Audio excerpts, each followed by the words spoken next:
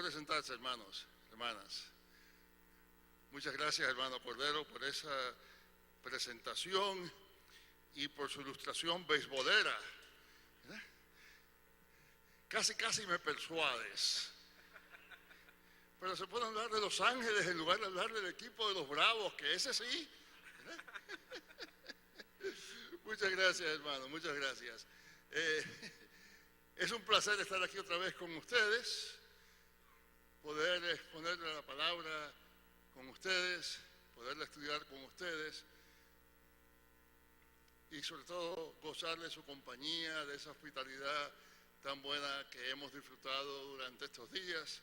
Y una vez más, repito, de este es el milagro de llegar a cualquier lugar que uno llega y encontrar hermanos y hermanas en el Señor. Y por eso le damos gracias a ustedes y le damos gracias también al Señor. Decíamos ayer que íbamos a hablar un poco hoy acerca de cómo discernir los espíritus. Naturalmente, lo primero que hay que decir en cuanto a ese tema de discernir los espíritus es que el principal instrumento que tenemos es la palabra de Dios. De eso hemos escuchado ya bastante ayer, de otros de nuestros hermanos. Allí en la palabra de Dios vemos cuáles son los propósitos de Dios para su creación a través de toda la historia y para nosotros hoy como pueblo suyo y aún también hasta el día final en que esos propósitos se cumplan. Es decir que al discernir los espíritus tenemos que hacerlo desde la perspectiva de lo que las Escrituras nos enseñan acerca de quién es este Dios, qué es lo que este Dios quiere, cómo es que este Dios actúa, qué es lo que este Dios espera de nosotros, cómo es que este Dios nos ve, cuál es el futuro que Dios tiene para nosotros y para toda su creación. Muchas gracias, hermano. Pero, puesto que el tema que dijimos que íbamos a tratar era desde el punto de vista del libro de Hechos, lo que yo quisiera hacer es mirar un poco al libro mismo de Hechos y ver lo que nos dice acerca del modo en que el Espíritu actúa en la iglesia. Eso, claro, sin descuidar el resto de las Escrituras, pero nuestro enfoque principal estará en el libro de Hechos. Al decir eso, claro, el primer pasaje que nos viene a la mente se encuentra prácticamente al principio mismo del libro, ¿verdad? En los versículos 4 al 8, en el momento de la ascensión, cuando el Señor les promete a los discípulos que van a recibir el Espíritu. Pero a mí me parece que es interesante ver un poquito más ese pasaje, ¿verdad? Con un poquito de detalle, no mucho, no tenemos el tiempo, pero es interesante para mí que el Señor les promete el Espíritu y lo que ellos están interesados es en saber cuándo es que va el Señor a restituir su reino. Señor, vas a restituir tu reino en este momento. Y el Señor les dice, no, eso no es lo que les interesa a ustedes, ¿verdad? El Señor les dice, nos toca a vosotros. Oigan esto bien, nos toca a vosotros saber los tiempos y las edades que el Padre puso en su sola potestad, mas recibiréis el poder del Espíritu Santo y me seréis testigos en Jerusalén, en Judea y en toda Samaria y hasta lo último de la tierra. Déjeme decir de paso que algunas personas han visto en esto un bosquejo del libro de Hechos. El libro de Hechos empieza en Jerusalén, habla de la misión de Pedro en Judea, pasa allá en el capítulo 8 a hablar de Felipe en Samaria, ¿verdad? Pero el libro no termina en lo último de la tierra, el libro termina en Roma, que difícilmente sería lo último, es el centro mismo de la tierra de esa época. Y eso es otro ejemplo de lo que yo decía ayer, de que el libro es un libro que no termina. Y no termina porque su propósito es invitarnos a nosotros a venir a ser parte de esa historia. Si usted estudia una historia cualquiera y le dicen aquí se acabó, Esa historia es cuestión de curiosidad, de información, quizá de ejemplo, pero si usted le cuenta una historia y la historia queda sin terminar y usted la está escuchando como quien ahora viene a ser parte de esa historia, toda la historia misma es una invitación a que usted se una a esa historia, a que usted venga a ser parte de ella. Y por eso, como decía ayer, el libro termina en el capítulo 28, dejando a Pablo todavía en Roma esperando juicio. Pero volviendo a este versículo en particular, ¿no? Los discípulos están interesados, ¿verdad?, en saber cuándo es que el Señor va a restituir el reino. Ayer decíamos que el poder del Espíritu, el poder que el Espíritu nos da, no es poder para retener, sino poder para compartir, ¿verdad? Hoy tenemos que añadir otra cosa, y es que, por mucho que nos sorprenda, el poder del Espíritu tampoco es poder para responder a todas nuestras preguntas, para responder a nuestras perplejidades, para explicárnoslo todo, para poder contestar a cualquier pregunta que se nos haga, para saberlo todo, ¿no? Los discípulos quieren saber cuándo será el fin. Señor, restituirás ahora el reino a Israel. Y Jesús les responde que no es cuestión que deban ocuparse. No os toca a vosotros saber los tiempos y las sazones que el Padre ha puesto en su sola potestad. Pero, recibiréis el Espíritu. Es decir, el Espíritu nos es dado para averiguar aquello. El Espíritu nos es dado para darle a usted respuesta a las curiosidades suyas. El Espíritu nos es dado para que usted lo sepa todo. El Espíritu nos es dado para lo que viene después. Pero recibiréis el Espíritu y me seréis testigos. El propósito principal por el cual el Señor nos ha dado el Espíritu no es para que lo sepamos todo. No es para satisfacer nuestras curiosidades. No es para que podamos contestar cualquier pregunta que se nos haga. No. El propósito para el cual el Señor nos ha dado el Espíritu es para que le seamos testigos. Me parece que la importancia de ese punto para hoy debería ser obvia. Hoy hay por ahí muchos que pretenden decir que porque tienen el Espíritu Santo saben cosas que al resto de los mortales no nos es dado saber. Los discípulos preguntaron sobre la restauración del reino y Jesús les contestó que los tiempos y las sazones no eran cuestión de su incumbencia. Pero hoy hay quien dice que porque tiene el Espíritu Santo sabe el día y la hora y la fecha exacta cuando el Señor ha de venir. Hoy hay quien saca cuentas y diciendo que tiene el Espíritu Santo, se pone a leer la Escritura y saca la cuenta y dice que el día tanto del año tal, el dictador fulano va a caer. O el día tal, pues Mengano va a llegar al gobierno. O si no, dicen que porque tienen el Espíritu Santo, han descifrado todos los misterios del Apocalipsis y pueden saber ahora que ya pasó la quinta trompeta, que vamos por la sexta y cuando llega la séptima. Quizás tales personas están guiadas por espíritu, por algún espíritu, pero difícilmente por ese espíritu que Jesús les promete a sus discípulos en respuesta, ¿verdad?, en aquel día de ascensión. Una vez más, como dice Juan, primera de Juan, no creáis a todo espíritu. Probad los espíritus si son de Dios. En otras palabras, no todo lo que se dice ser espiritual, no todo lo que pretende ser dicho por el Espíritu es de Dios. Ahora, en Juan, el fundamento para discernir todo eso, como ustedes saben, es la encarnación, ¿verdad?, la presencia de Dios en Jesucristo. Todo espíritu que confiesa que Jesucristo es venido en carne es de Dios. El que no confiesa que Jesucristo es venido en carne no es de Dios, ¿verdad? Algo parecido aparece al final del Evangelio de Juan, cuando Jesús se les aparece a los discípulos, a pesar de que las puertas están cerradas, como dice el texto, por miedo a los judíos. No se atreven a salir, están encerrados, cuidándose. Quieren estar aquí, como diríamos nosotros hoy, dentro de las cuatro paredes del templo.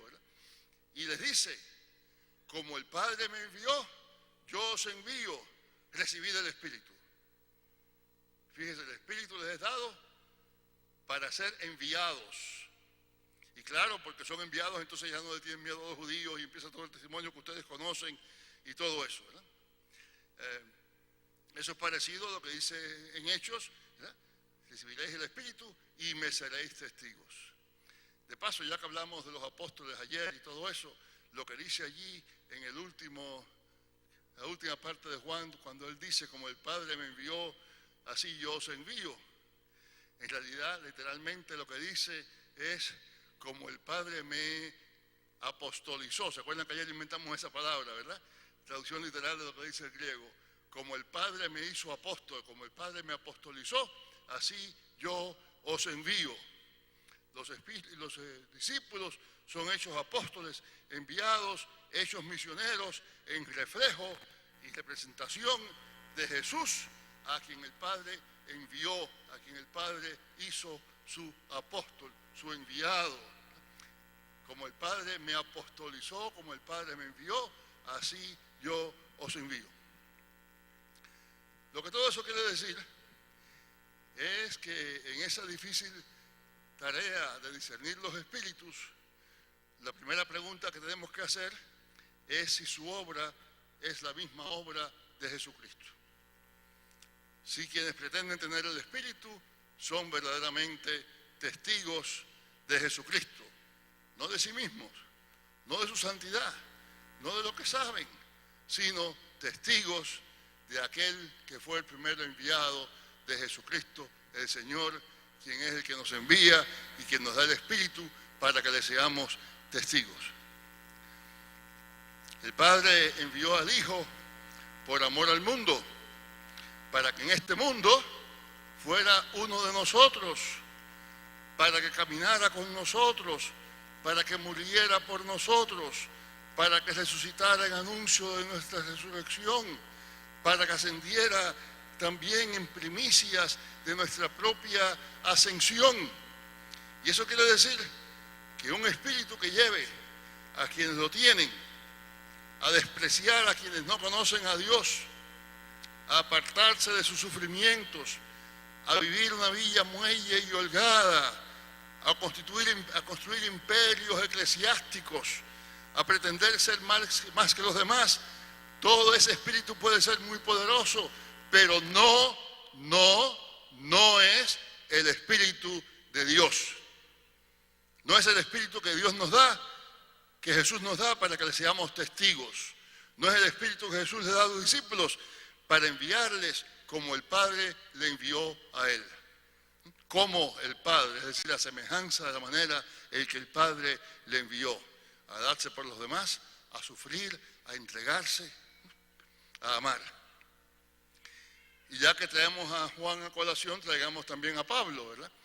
Ayer hablábamos sobre aquel capítulo 12 de Primera de Corintios, en que Pablo habla de los apóstoles, profetas, maestros, etc. Y casi al final de ese capítulo están los versículos que quienes hoy se dan el título de apóstoles usan tanto para sí, acerca de Dios constituyó apóstoles, etc. Pero ese capítulo termina con un versículo que lo conecta con el próximo. El capítulo 12 termina diciendo, mas yo os muestro un camino más excelente. Es decir, les voy a hablar ahora de una cosa que es mejor, más excelente, que tener dones de apostolado, que tener dones de sanidad, que tener dones de lengua, que tener experiencias maravillosas, ¿verdad? Todo eso. Les voy a hablar ahora de una cosa que está muy por encima de todo eso. Y entonces empieza el próximo capítulo, como dice, si yo hablara lenguas humanas y angélicas y no tengo amor, si yo tuviese toda la fe, de tal manera que traspasase los montes y no tengo amor. En otras palabras, el amor es el centro del testimonio cristiano y es el más alto de los dones del Espíritu. Todos los demás dones son importantes porque son dones de Dios, dones divinos, dones que debemos buscar, sí, amén, aleluya.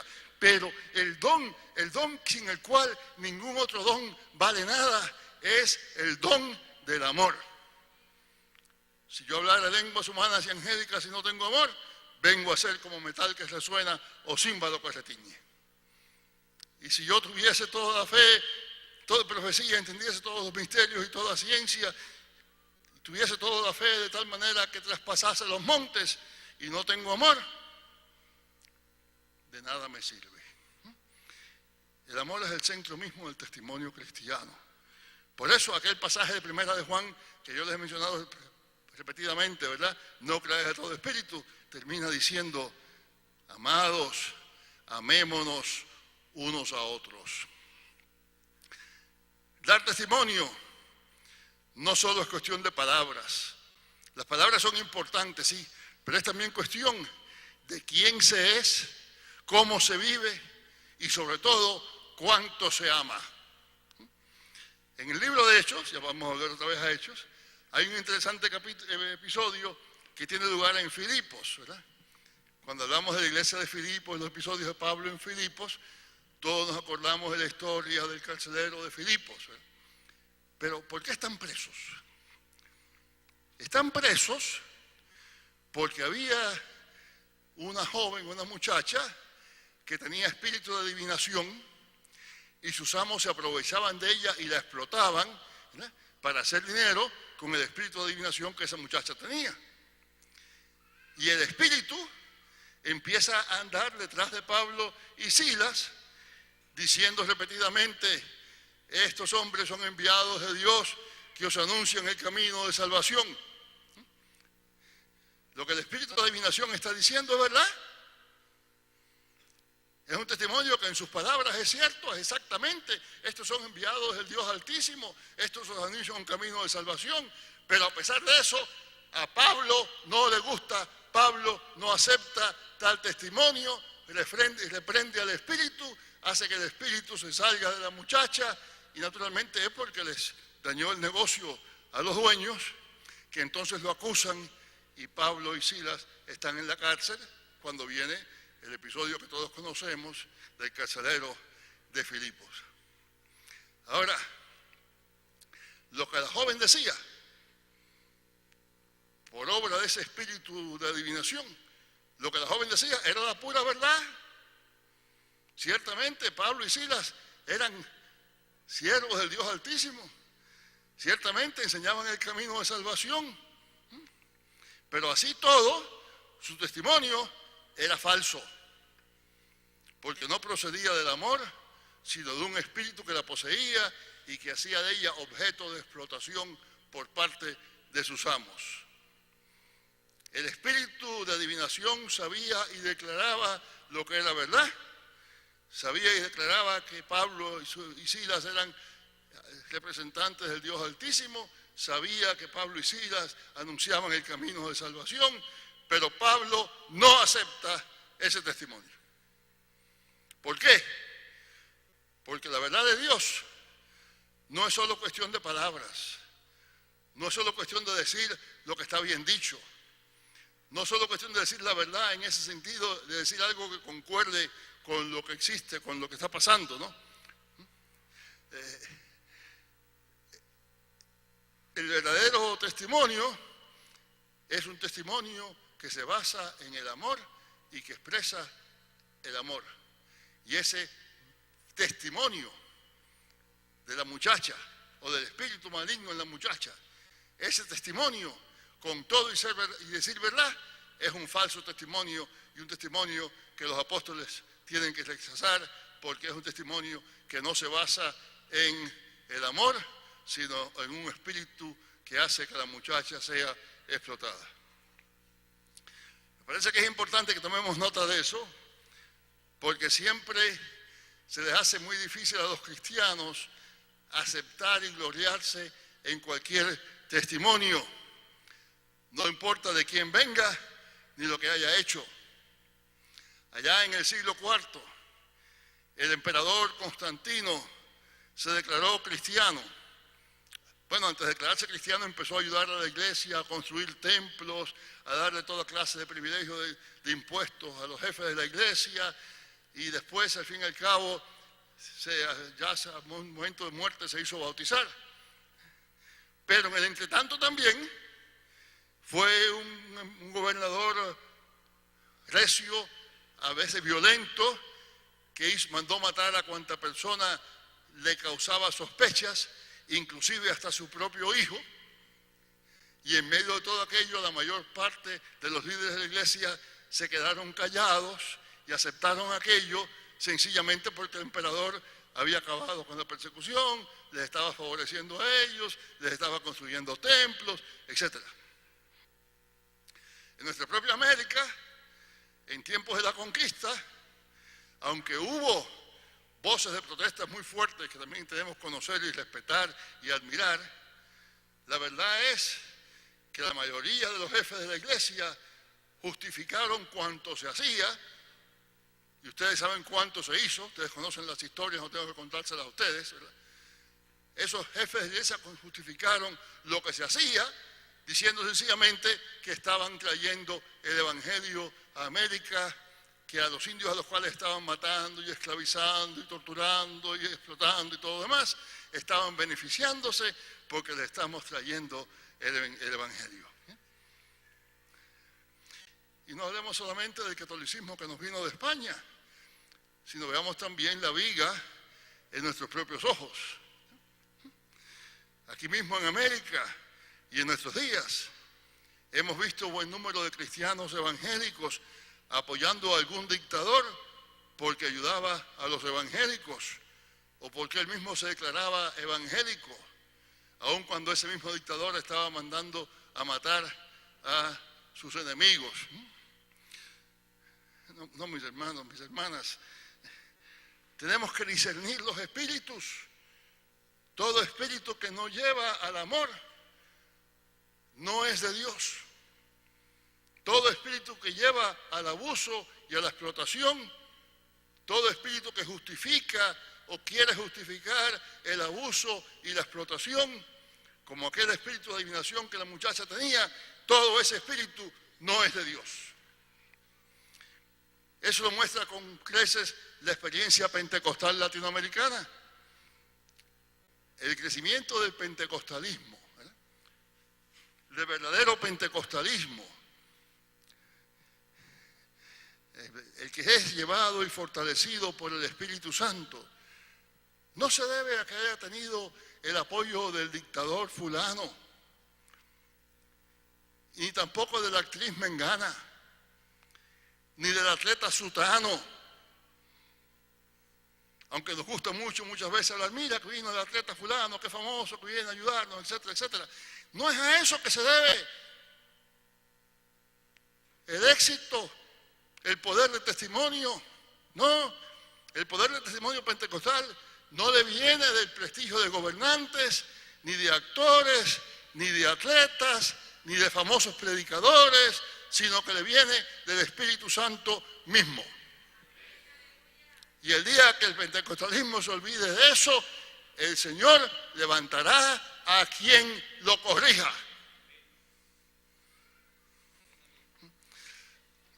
Cuando alguien, llamándose pentecostal, piensa que le da más poder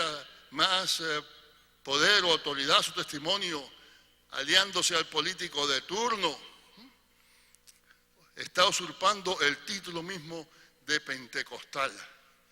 El título de persona cuyo testimonio se fundamenta no en el poder del gobernador, no en el poder, en la fama del atleta, sino se fundamenta en el poder del Espíritu Santo de Dios.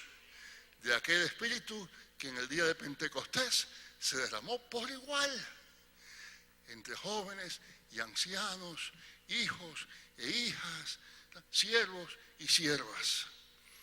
Es por eso que en 1 Corintios Pablo dice que aunque conociera todos los misterios y toda la ciencia, y yo me atrevo a añadir aunque fuera profesor de teología, aunque se supiera la Biblia de memoria, aunque tuviera una audiencia de millones por radio y por televisión, si tiene todo eso y no tiene amor, de nada le sirve.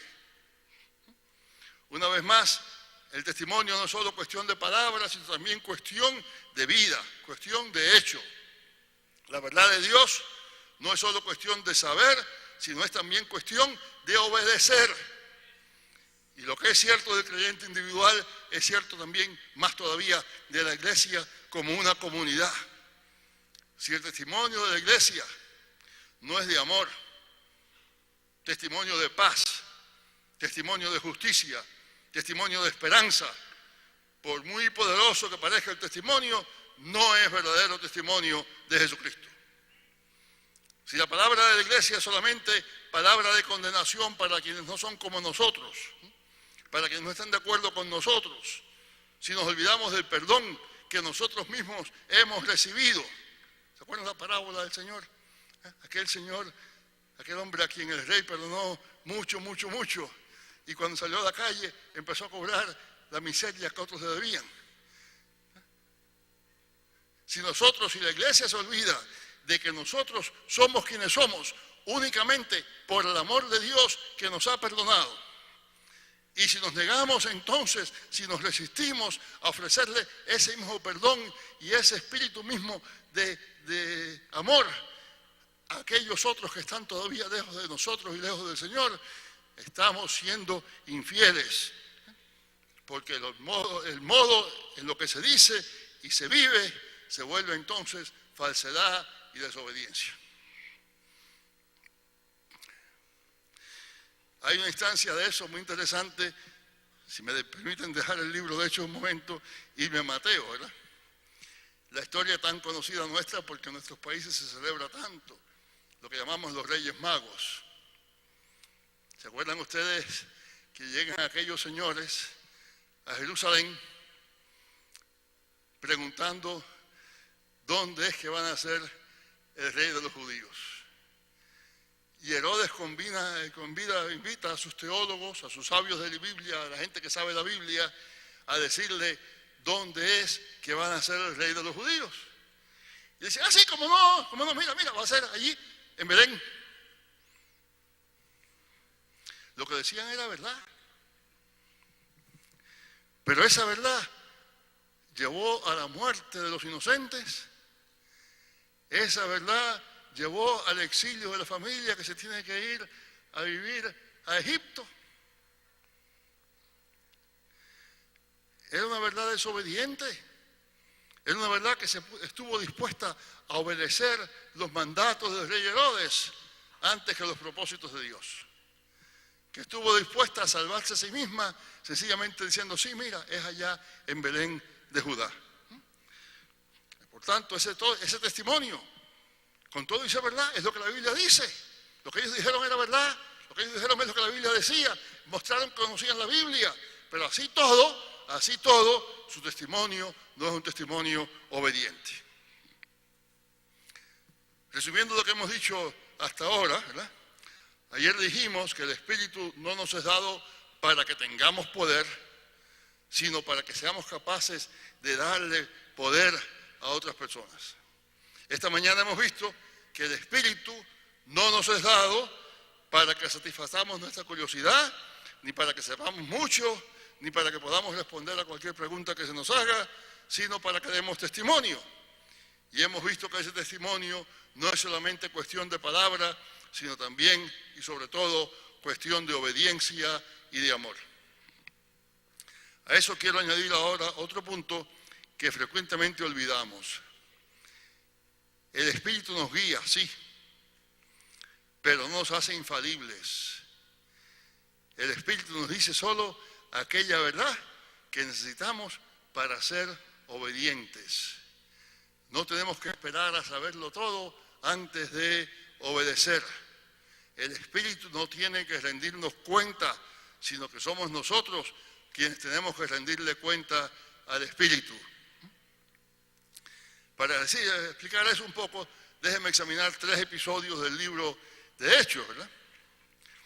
El primero de ellos se encuentra ya en el capítulo 6 de Hechos, ya lo mencioné ayer en otros contextos, es la elección de los 7, que entre paréntesis no son diáconos. La Biblia no dice en ningún lugar que sean diáconos, ¿no?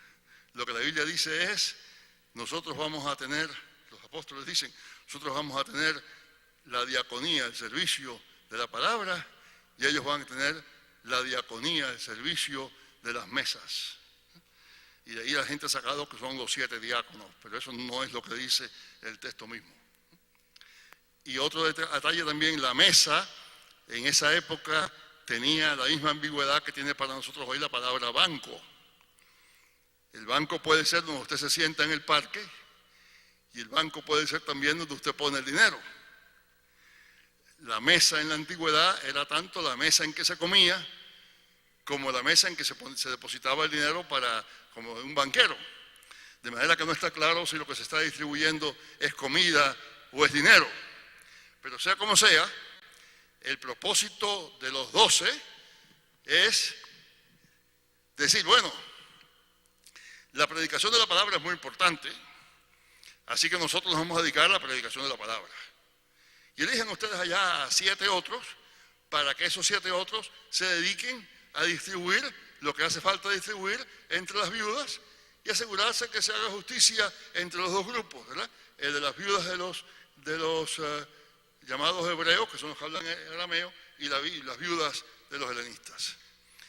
Y la iglesia lo hace, dirigida por el Espíritu, elige a aquellos 7, ya los mencionamos ayer, hasta los nombres dijimos y todo eso, ¿verdad? Y parece que ya los apóstoles, la iglesia hizo lo que los apóstoles dijeron, guiados por el Espíritu. Pero ¿qué es lo que pasa enseguida después de eso? Enseguida después de eso, en el próximo versículo, se nos dice que Esteban, lleno de gracia, etc., empezó a hacer milagros y prodigios y empezó a dar testimonio, dio tanto testimonio que la gente, los que estaban en contra de ellos, se molestaron, le hicieron lo que llamamos nosotros en mi país un paquete. Un paquete es cuando lo llevan a usted a un tribunal con un montón de testigos falsos, ¿verdad?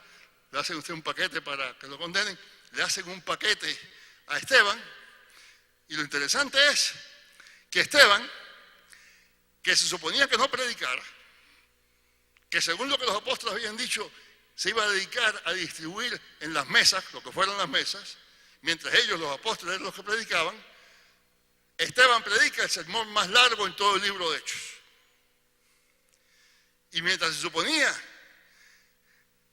que los que iban a dar testimonio iban a ser los 12, Esteban es el primero que da testimonio con su sangre. Y sigue usted el próximo capítulo, y en el próximo capítulo de Felipe, también otro de los 7, que se supone que no predique, ni siquiera se supone que se vaya de Jerusalén, se supone que esté allí distribuyendo los recursos de la iglesia. Y es Felipe entonces el que viene a ocupar el centro, el que da el testimonio, el que lleva la conversión de mucha gente allá en Samaria, y después más adelante en el mismo capítulo es Felipe el que al darle su testimonio y bautizar al eunuco etíope es el primero que lleva el evangelio más allá de las fronteras de los hijos mismos de Israel. En otras palabras, el primero que evangeliza y bautiza a un gentil. Felipe, que se suponía que no estuviera predicando. ¿Qué me dice eso a mí? A mí me dice eso, que el Espíritu Santo sí guió a los apóstoles, a los 12, al sugerir, al decir que se hiciera una elección, y guió sí a la iglesia en la elección, pero el Espíritu Santo tenía propósitos mucho más allá de lo que ni los 12, ni la iglesia, ni los 7 se podían imaginar. No tenían los 12 que ser infalibles, no tenían que saber exactamente todo lo que ahí se iba a hacer. No tenía la iglesia que estar exactamente segura de lo que iba a resultar después. No tenían los 7 que saber exactamente cuál iba a ser su ministerio. Pero el Espíritu Santo tenía otros planes más allá de los de la iglesia. El segundo ejemplo que quiero darles viene de la historia de Pedro y Cornelio, en el capítulo 10 de Hechos. ¿Se acuerdan ustedes que allí en ese capítulo hay dos visiones? Una visión que tiene Pedro y la otra visión que tiene Cornelio.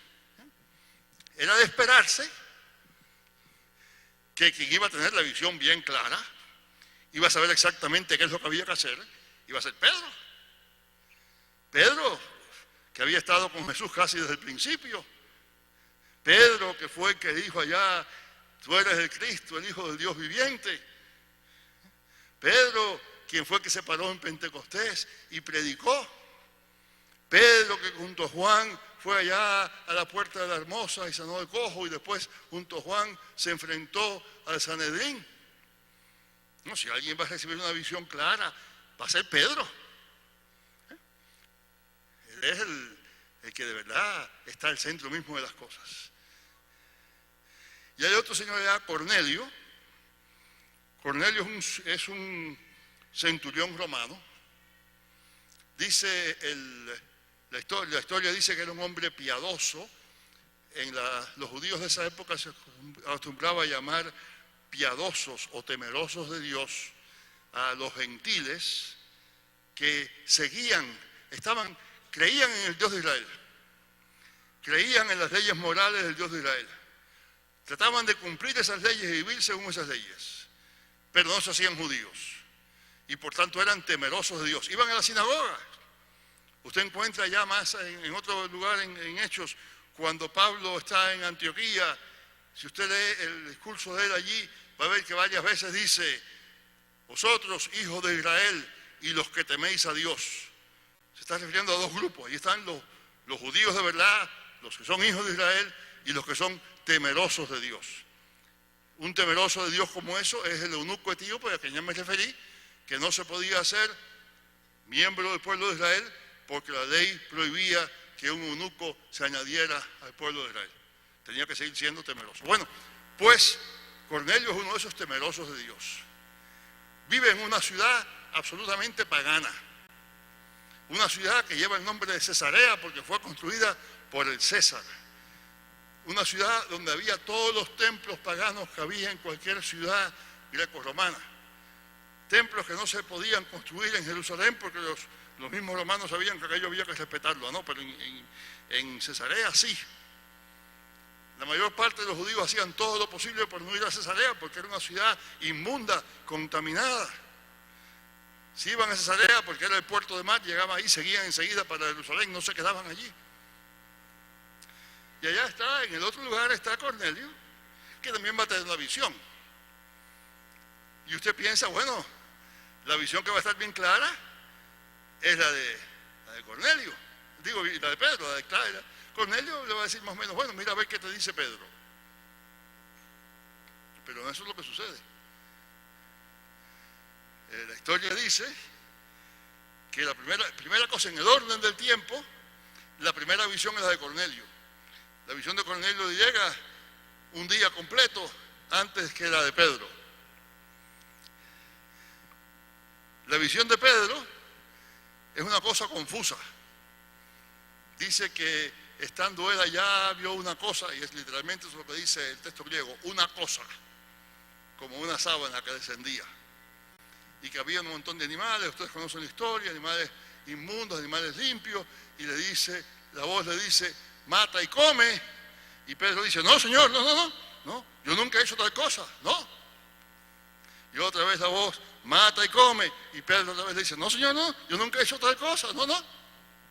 Y por tercera vez, mata y come. Y Pedro, no, Señor, yo no voy a hacer eso porque yo soy judío, limpio y puro, y yo no me contamino con esas cosas. Y Pedro está todavía en eso. El texto dice que estaba perplejo, dice la Biblia, cuando llegan a la puerta los individuos que mandó Cornelio desde Cesarea. Un día antes, dice el texto, Cornelio tuvo una visión. Y dice literalmente, dice que vio claramente de día. No era ni un sueño, ni una cosa medio fusa, ni una sombra, no. Vio claramente de día. Y la visión le dice, le manda bien claramente, le dice, manda a buscar a Simón, que está posando en casa de Simón el curtidor, en Jopa, frente al río. Lo único que le faltó fue que le diera el código postal, ¿verdad? Digo exactamente todos los detalles. Y entonces llega la visión, llegan los enviados de Cornelio donde está Pedro, y Pedro, viendo que el Espíritu le dice que se vaya con ellos, se va con ellos. Y llega a Cesarea. Y lo primero que dice cuando se encuentra con Cornelio, dice, miren, ustedes saben que no es lícito para un judío como yo tratarse con gentiles como ustedes. Pero el Espíritu de Dios me ha mandado que no le llame a nadie inmundo. Yo casi oigo ahí decir, si de por mí fuera, eso es lo que yo diría, pero como el Espíritu no me deja, ¿verdad?, pues no lo digo. Y entonces entra y empieza a predicar su sermón de siempre. Y sucede lo que todos ustedes saben que sucede muchas veces en la predicación. El Espíritu Santo desciende sobre los que están oyendo, y al ver que el Espíritu Santo desciende sobre los que están oyendo, Pedro dice, bueno, ¿será lícito retener el bautismo de estas personas a quienes ha sido dado el Espíritu Santo? Y Pedro los hace bautizar. Y otro detallito entonces bien interesante, dice que se quedó allí en casa de Cornelio por varios días. Cornelio, Pedro, el que no quería ni siquiera acercarse a Cornelio. Pedro, el que decía que nunca había andado con ninguna cosa inmunda. Pedro, el que había dicho que la ley no le permitía estar con un gentil. Pedro ahora se queda varios días en casa de Cornelio. Me parece a mí que lo que sucede allí no es solamente la conversión de Cornelio, es también la conversión de Pedro. Pedro se convierte de un evangelio estrecho para nosotros nada más a un evangelio amplio para el resto del mundo. Eso es lo que pasa, entre paréntesis, en la vida de la iglesia siempre. La misión de la iglesia siempre es también la conversión de la iglesia. La iglesia se va convirtiendo ella misma según va dando testimonio, va descubriendo quién es ese Dios a quien sirve, según ella misma va dando testimonio. Y sigue usted leyendo entonces, llega el próximo capítulo. Y en el próximo capítulo, los hermanos de Jerusalén no están muy contentos con lo que hizo Pedro. ¿Cómo te has atrevido a mezclarte con esa gente? Entre esos hermanos hay muchos que recibieron el Espíritu allá en Pentecostés. Pero todavía dicen, Pedro, ¿cómo tú hiciste eso? Entonces Pedro les cuenta lo que sucedió. Y cuando Pedro les cuenta lo que sucedió, entonces ellos dicen, entonces también a los gentiles les ha sido dado esto para salvación. La iglesia toda se convierte. La iglesia toda aprende algo nuevo del evangelio que no sabían antes. La iglesia que iba a ser, que estaba pensando que iba a ser un grupito de judíos que seguían al Mesías que había venido, ahora se vuelve una iglesia abierta al resto del mundo, ¿verdad? En otras palabras, el Espíritu guía a Pedro. Pero imagínense usted, yo me imagino, y esto no está en la Biblia, pero yo me imagino, ¿qué hubiera pasado si el Espíritu le dice a Pedro, mira Pedro, van a llegar ahí a la puerta dos señores enviados por un centurión pagano de allá de Cesarea, que te vienen a invitar para que vayas a Cesarea, para que tú les prediques, para que reciban el Espíritu y se bauticen, y para que entonces vengas y convenzas tú a toda la iglesia de que la iglesia no es nada más que para nosotros, sino también para los demás? ¿Qué hubiera dicho Pedro? Imagino que lo mismo que dijo cuando vio el lienzo, ¿verdad? No, Señor, no. Nunca me he mezclado yo con esa gente, no he comido nada inmundo, yo nunca he andado con esa gente inmunda. No, Señor, no. Y quizá lo diría por 3 veces y quizá no hubiera ido. Pero el Espíritu le dice a Pedro lo que le hace falta saber. Vete con esa gente. Y Pedro se va con esa gente, y en la guía misma de lo que el Espíritu va haciendo a través de él y a través de Cornelio y su gente y todo eso, Pedro mismo va descubriendo dimensiones nuevas en lo que le había dicho el Espíritu. El tercer ejemplo que quiero darles es otro ejemplo bien conocido. La visión del varón macedonio. Pablo y sus compañeros llevan ya bastante tiempo viajando. Hechos nos cuenta muy cortito, con muy poco detalle, pero ese segundo viaje posiblemente fue tan largo en cuanto al tiempo como el primero. Lo que pasa es que Lucas nos repite lo que sucedió en cada ciudad, ¿no? Pero llevan ya tiempo viajando.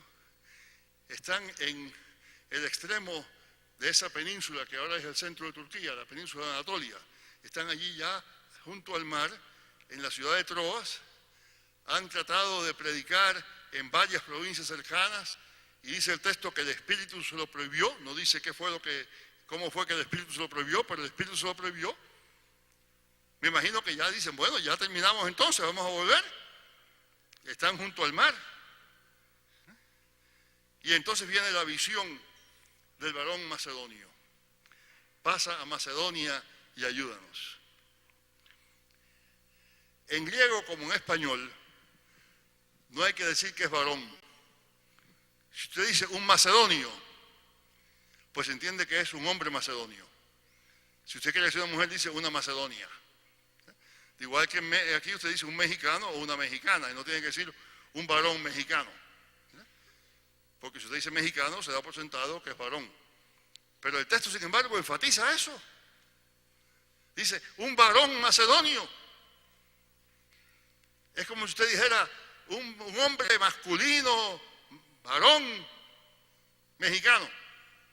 ¿Qué está diciendo usted? Está subrayando el género de esa persona. Y ese varón le dice a Pablo, pasa a Macedonia y ayúdanos.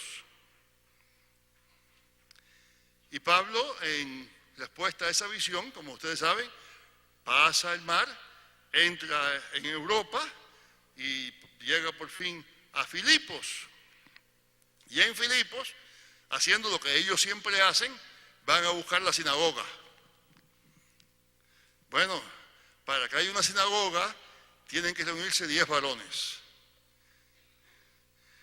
Y le dicen, bueno, allá hay un lugar de oración. Y se van allá. La palabra que se usa allí también se puede usar para sinagoga. Y en allá, ¿y qué es lo que encuentran? Unas mujeres que se reúnen para orar. Entre esas mujeres hay una que es de Tiatira. Tiatira es una ciudad que está muy cerca de donde estaba Pablo cuando tuvo la visión.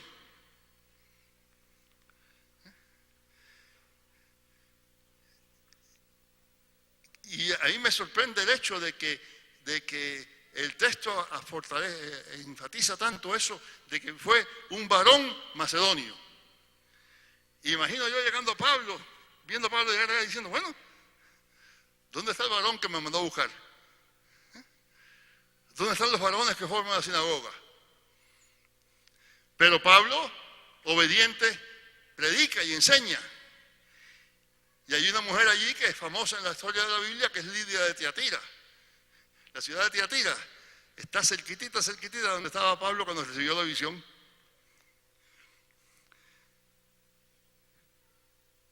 Yo imagino que el Espíritu no le dice a Pablo, mira, vete allá a Filipos a predicarle a unas mujeres, la principal de las cuales es de aquí cerquita. Vete allá y predica allá. Pablo hubiera dicho, mira, un momento, ¿para qué ir tan lejos? Si allí ni siquiera hay una sinagoga. Ah, no, pero el Espíritu le dice a Pablo lo que Pablo necesita saber para hacer lo que tiene que hacer. Y como ustedes saben, la iglesia de Filipos viene a ser prácticamente la mejor de todas las iglesias de Pablo, es la que más le apoya, el único lugar donde él acepta la hospitalidad de uno de sus conversos es allí en Filipos, donde dice que se queda en casa de Lidia. Lidia es una mujer fuerte que según el texto prácticamente les obliga a quedarse, y de aquella iglesia, allí sale, de aquella iglesia donde no había ningún varón macedonio, aquella iglesia viene a ser la principal, la joya de las iglesias de Pablo.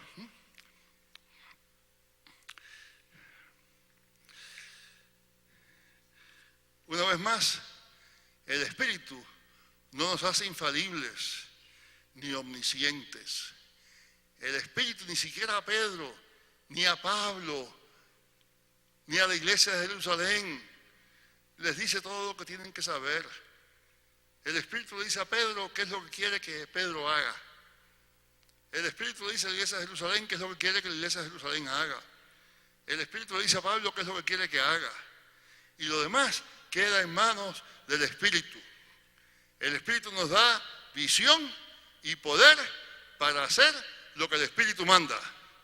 Pero los caminos de Dios están muy por encima de nuestros caminos, y los propósitos del Espíritu están muy por encima de nuestros propósitos.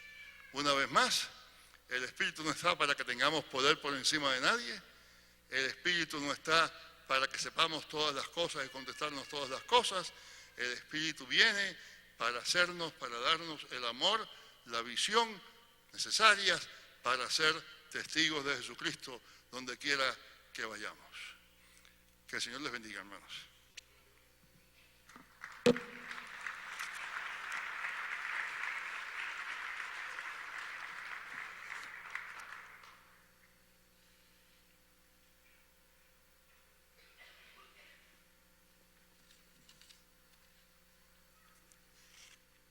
Amén. Quiero ponerse de pie, hermano.